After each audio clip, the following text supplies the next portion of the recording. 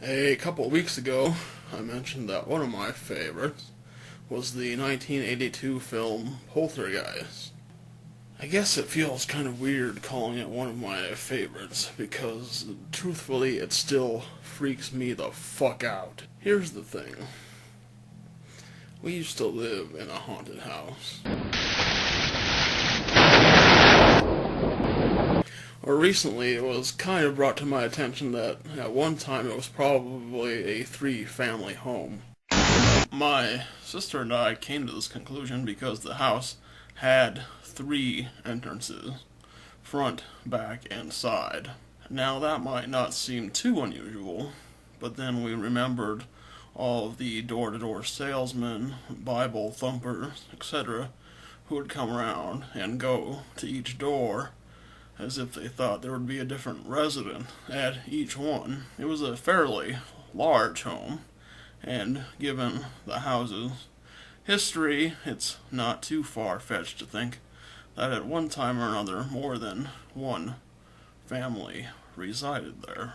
There was also a large three-car garage behind the house, the third compartment of which always gave me the creeps, even as a kid. Who knows what kind of nasty stuff might have been executed in there. The place was kind of like Leatherface's crib, minus all the body parts hanging around on metal hooks. At the time that we moved in, the house was already over 80 years old. And it didn't help that we had a big freaky-ass tree in our backyard either. It was the summer that Poltergeist was released. I saw on TV the clip of the tree scene from the movie. A lot of times when we would go out as a family and we would come home, we'd put the car in the garage and go in through the back door, which was right by the big fucking creepy tree.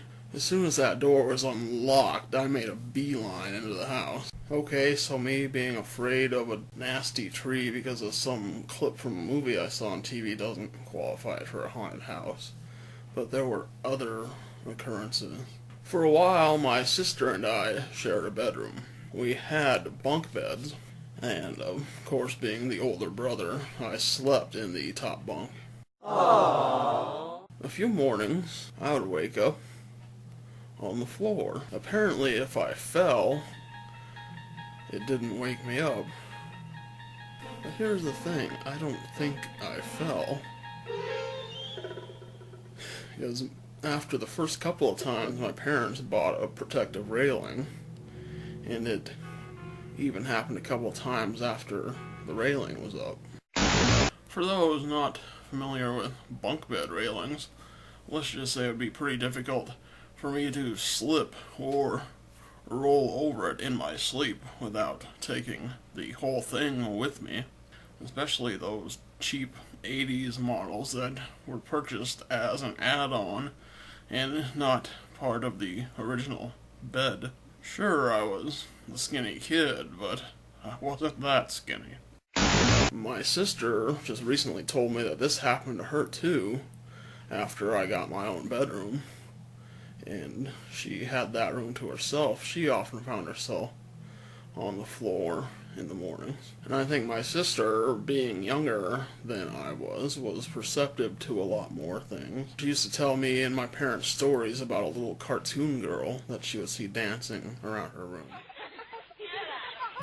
I'm guessing to a young child, a ghost of a little girl dancing around the room probably looks a lot like a cartoon. My parents always kind of wrote it off as being an imaginary friend or whatever.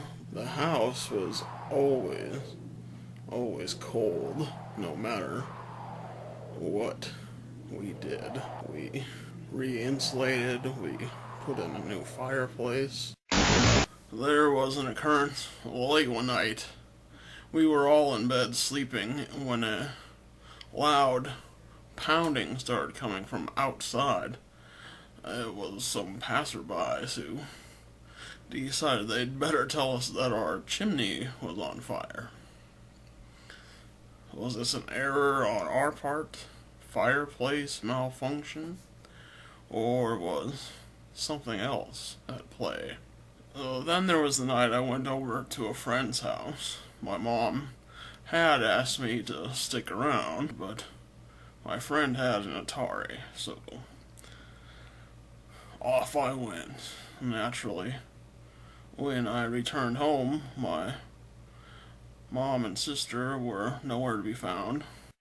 So I just kind of sat on the porch and was waiting for mom to come back home. I took a peek into the living room window to see what time it was. And there was, I swear, like this green ghostly face looked back at me. There was another incident, and this happened just a couple of weeks before we finally moved out. My parents were carting stuff to the new house.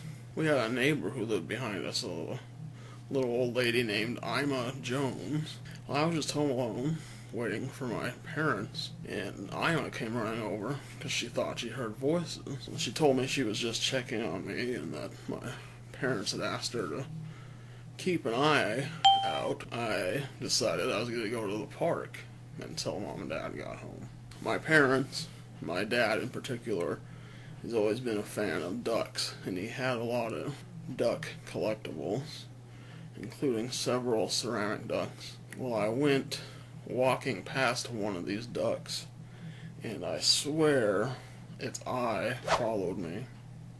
As I went to grab my house key, it flew about 4 or 5 feet off the counter. So, yeah, I pretty much got the hell out of there. Now, this house had a basement. Parents always told us that the stairs were old and they didn't want me and my sister playing on them. However, before we moved out, they let us go downstairs one time. And it was basically a dungeon. Unlike most basements that run an entire length and width of a house, this was just, like I said, a pit, basically. The walls of the basement were lined with sandstone. As I've learned over the years, sandstone is pretty good for absorbing psychokinetic energy and holding on to and replaying memories of years gone by, like dancing little girls. These are what's known as residual hauntings. Certain other building materials, such as slate and iron nails, used in the construction of such things as castles, are also well known for their residual haunting properties. I don't think we were ever in as much trouble as the Freeling family, but it sure was creepy. The people who moved in after us just took off in the middle of the night after living there for a while. Word was that they bailed because they couldn't afford the house payments anymore, but one has to wonder if they just got tired of the uninvited roommates. About 5 years after we moved out, we drove past the place one day and noticed there was an open house. So my parents decided they wanted to drop in and check it out. He gave us a tour, and we discovered there were all kinds of doors and passageways that had been covered by walls and paneling. Things we were completely unaware of during our years spent there. Now when we go past the place, which my sister and I do at least a couple times a year, we can see that the eerie old garage has been boarded shut, as has the side entrance to the house. I'd love to have the gumption to go up to the door one of these times and tell the current residents I grew up there and ask them if they've experienced anything, but maybe I don't want to know. When people tell me that they don't think certain movies like Paranormal Activity, Blair Witch, Poltergeist, heck, I've even had people tell me that they didn't think The Exorcist was scary. That's either a bunch of macho bullshit, or it's a matter of what you believe in. If you're a skeptic and believe that we're all alone on this plane of existence, and that this is it, when we die, there's nothing more, then yeah, I guess that stuff probably doesn't get to you. But when you've experienced the weird, I have seen shit that will turn you white. It's a whole other story. If some dude's chasing you with a power tool, at least you have a chance of survival. If some unseen, mysterious force is after you or inside of you, what the fuck are you supposed to do? The unknown is a lot scarier than some knife-wielding dude in a mask. It doesn't.